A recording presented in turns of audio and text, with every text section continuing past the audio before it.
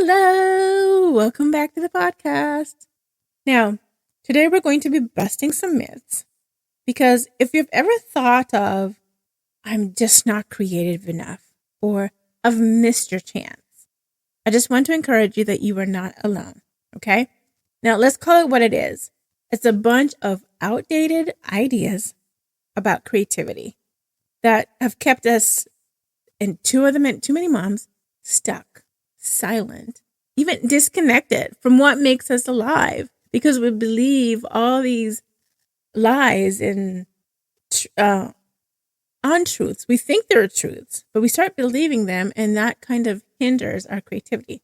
So let's break it down, and we're going to be looking at a few of the biggest lies, and we're going to swap them out for something real. Okay?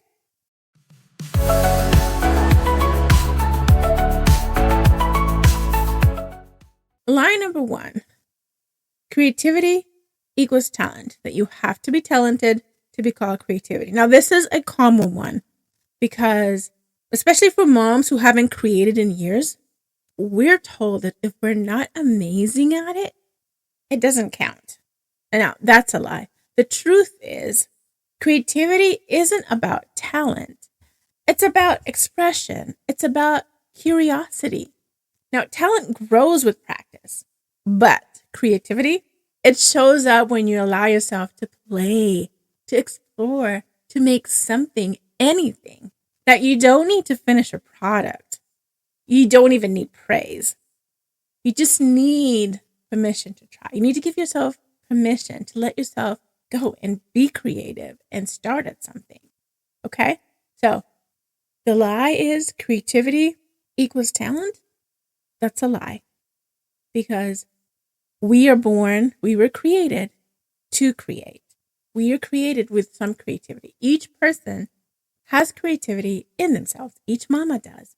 And the trick is, or the goal is, to find what your creativity is, where you're strongest in. And as you bring that alive and you keep working at it, especially if it's something that you haven't done in a long time, or something new that you want to focus on, as you keep going, as you practice, your talent grows. Your knowledge of that area, whatever your creativity is in, grows. Okay, lie number 2. You're either born with it or you're not. Let's just throw this out, okay? Creativity isn't something you were born with, like the color of your eyes or the texture or the nature of your hair. No, it's something that's in all of us, okay? But a life either feeds it or it buries it. So in a lot of moms, a lot of us, it's like our creativity has gotten buried beneath our schedules, beneath survival mode, beneath taking care of everybody else and neglecting ourselves. And that's a big one. But this doesn't mean that our creativity is gone. It's just waiting. If you've found yourself thinking of something that you used to do, pleasures that you used to do, like interests that used to take your time and give you joy, but you haven't been doing them, that means it's still there. It's waiting for you. All you have to do is reach out and grab it, reach out and start it. So telling ourselves that we're either born with it or not is a lie, because everybody has creativity. You just have to find it. You just have to identify it, find it, and start working on it. Lie number 3. It's about money or monetary value. We only think that it's worth doing if it makes money. Now, this one is a big one. And we live in a culture that ties worth with output, or worth with how much money you can get out of it, or how much money you can make. So if your creativity doesn't come with a paycheck or isn't a side hustle, you can start to feel like you're wasting your time in putting the effort in your creativity, or even trying to pursue your creativity, because you're believing this lie. And I've been stuck in here off and on, depending on what I'm working on, that since I don't see a monetary value, then maybe it shouldn't be something I pursue.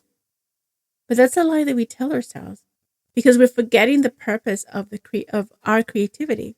It isn't to make money, but yeah, you can make money, which is cool.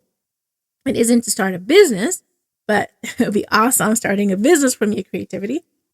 But our creativity is an expression. It's how we share, how we express ourselves, how we feel fulfilled. It's part of us, it gives us joy. Now, joy is valuable, peace is valuable, wholeness is valuable, but creativity doesn't have to earn income to be valuable because it gives us joy, it gives us peace, it makes us whole. It's part of who we are. And when we neglect that part of ourselves, we are neglecting part of us. We are not pursuing wholeness. And creating something that makes you feel good should be reason enough. We don't have to look at a paycheck or look at the money coming in to make it worthwhile. How it makes you feel should be reason enough. So you don't need a business plan. You don't need a business.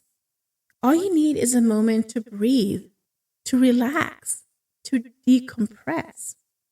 Okay? So that's line number 3.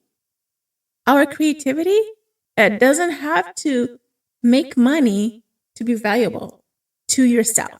Now, a lot of times we think of, okay, yeah, I understand. It doesn't have to make money for me to be valuable for me.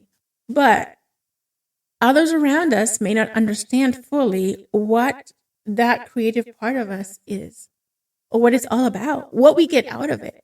For them looking in, you're going to find people when they're looking in and seeing you being creative, they were like, well, what are you getting out of it? I don't see any results.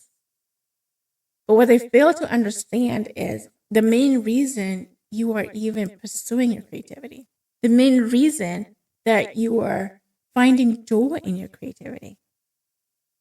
So just think about it. Okay. Now, line number 4, you've missed your window. Now, this one stings, especially when you scroll and you're looking on Instagram or Pinterest or wherever, Facebook, and you see other people, younger people especially, doing all the things you wish you did, what you used to do, you wish you could do. But let me tell you, there is no deadline for creativity, okay? I don't care if it's been 5 years, 10 years, or even since high school. You're still allowed to start. You're allowed to explore. You're allowed to grow. Now, creativity isn't about timing. It's about choice, your choice. Okay? So just because somebody else is doing what you used to do doesn't mean you can't still do it. Just because you feel like this time of your life has passed and you're so busy with other things doesn't mean that you can't open up a few minutes to do what you love to do. Just because it's something that you used to do years ago doesn't mean you can't pick up parts of it, the whole of it, or even adapt it to where you currently are in your life. Okay? Just think about that. Now, line number 5, you don't have time. Now, this is a big one, okay? But many times we say we don't have time. But that's often a code to, I don't feel like I'm allowed to make time. Now, it's rarely about the clock or the hours of the day. It's more about permission, giving yourself permission, about the guilt that we feel, the expectations we have, even exhaustion. All those play into part of, I don't have time. Yeah, I understand. Time is tight. Trust me, I know. But creativity doesn't need hours. It just needs space in your mind, space in your day, space in your heart. So I want you to notice where you keep telling yourself that there's no room. Especially when you start thinking about, ooh, I want to do this. Or your creative spark starts flaring up and you're so excited about tackling something, doing something, making something, planning something, drawing something, whatever your creativity takes, whatever form it takes.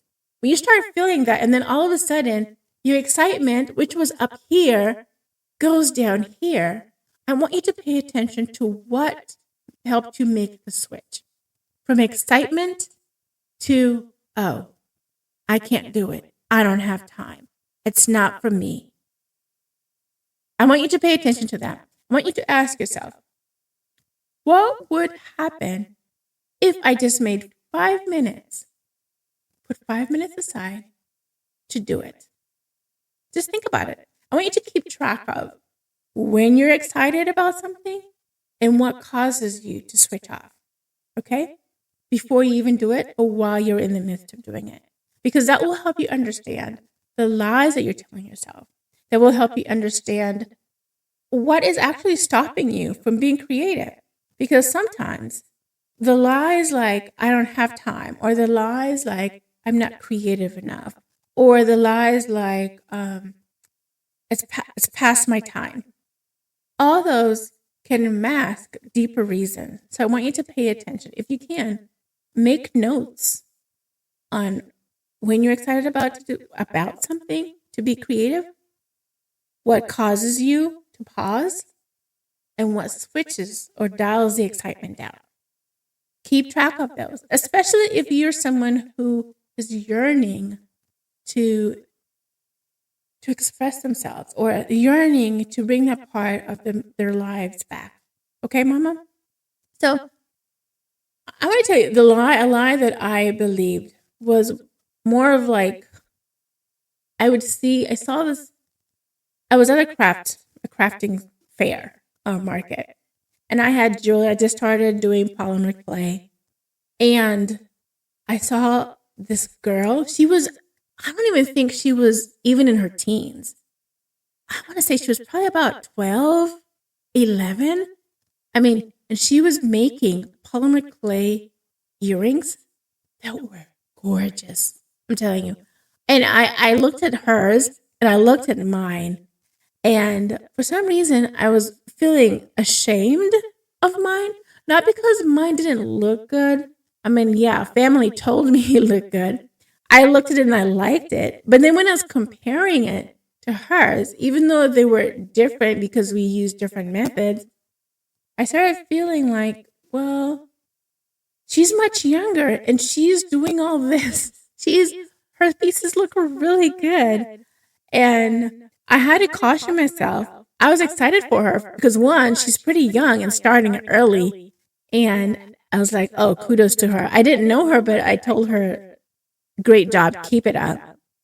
But I had to remind myself that just because she's starting it when she's young and she's making hers look so cool, that doesn't mean that what I'm doing doesn't have value, or what I'm doing is something I should be ashamed of.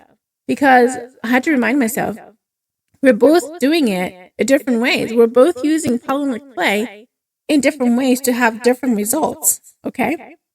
So, not that hers were much better than mine. Well, I did think they were much better than mine because, hey, that's me. We always think that about our stuff.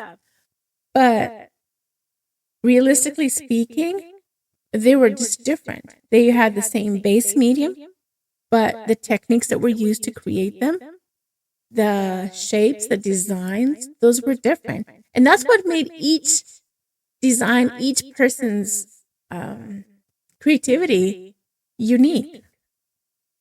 Okay? So I had to caution myself and remind myself that's a lie that I'm telling myself, because I started feeling like I had to withdraw or pull my stuff or hide my stuff during the fair, the market. And I was like, no, let your creativity shine. It may not be perfect because I was learning.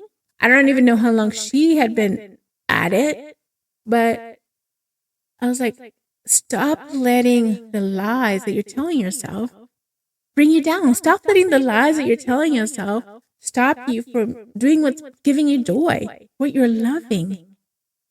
So if this one really hits home, I want you to share I would love to hear if this is something that, or one of these lies, or even one that I haven't mentioned, if it's something that has hit home and you've believed for too long. I would love to hear about it.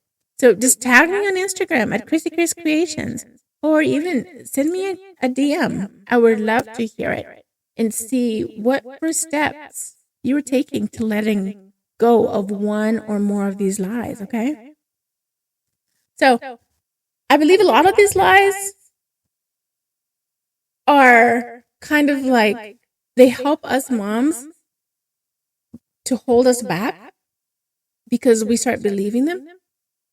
But when we look back, I want you to, when you're looking back and after you've started your creative journey, I want you to realize that those were lies that were just holding you back, and that it wasn't something that was helping you with your creative identity. It was holding you back.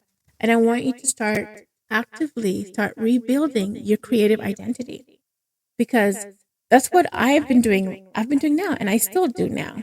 If I'm starting something new, because, well, I have lots of creative interests and I'm always learning, but I always have to remind myself when it's something new or something that I failed at, that you are still learning. And this is a journey. We don't learn and that's the end of it. I mean, some people do, but if creativity is something that you want to have in your life, part of your life, it's something that you need to keep on developing, keep on exploring, keep on learning, because things are changing. You can adapt to new things. And before you realize it, you've shaped yourself into a mama who has put creativity back in their lives for good.